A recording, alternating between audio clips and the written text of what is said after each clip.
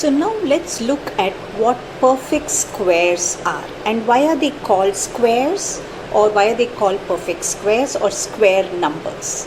So now let's look. I'm going to pick up a few of these tiles which are squares.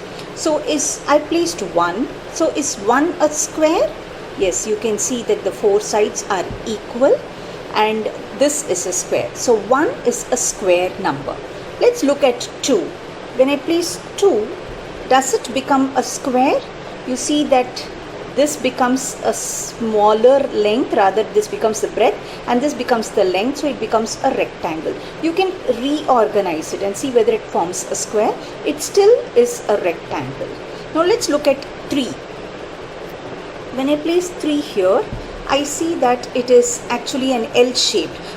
Change it and feel free to see whether it forms a square. You see that it doesn't form a square, and if I place 1 more, this forms a square. So you will see that 1, 2, 3, 4. 4 is a square number, or 4 is a perfect square because it actually forms a square. So what is the next possible number that forms a square? So you will see that when I place, say, 5, it doesn't form a square. 6, it forms a rectangle. Make sure that you try out all combinations, change the places. 7 forms out something else which is not a square. 8 is this and 9 is this.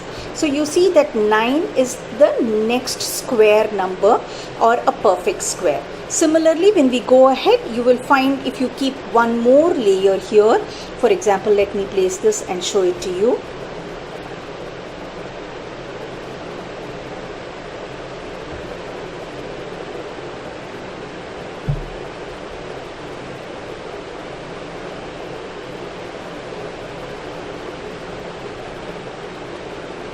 This forms the next square, so which is nothing but 16 is the next square which we have here, and we will realize that the number of rows and the number of columns, if it is the same, then it becomes a square number, which means that if I have 3, let me just remove this, if I say 2 rows and 2 columns, then it becomes a square number which is 4. If I have 3 rows and 3 columns, as is the case here, so I have 3 of these which are 3 rows and 3 columns, which is 9. 3 multiplied by 3 is 9. Similarly, if you have 4 rows and 4 columns, which is 4 multiplied by 4, it becomes 16. And that's why we say a square number is the number that we get when we multiply, say, 3 into 3 or a 4 into 4 or a 5 into 5. But for children to understand, this is a hands-on activity for them. So we saw the squares and what perfect squares are. So every Tuesday, let's look at it as a puzzle Tuesday. And this week being Tuesday, I have a puzzle for you based on what we did just now on squares, perfect squares, square numbers, however you want to call it. The puzzle is this, and of course what I want you to do is to answer the puzzle and write it in the comments section.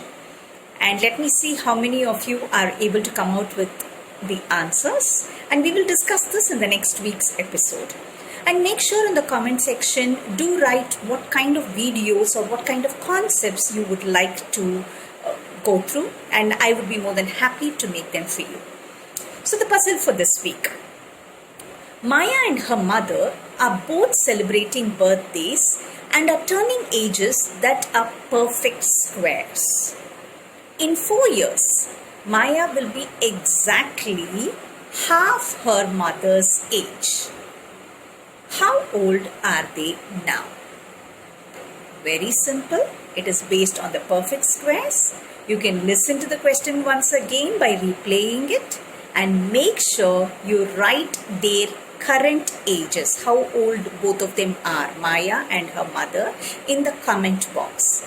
And I'm sure we're going to have fun. So let's look forward for the answer to this puzzle in the next week's episode. So have fun. Math is all about enjoying and having fun. Once you've understood the concept, you can tackle any question that comes your way. So good luck and looking forward for a lot of interaction from you in the comment box.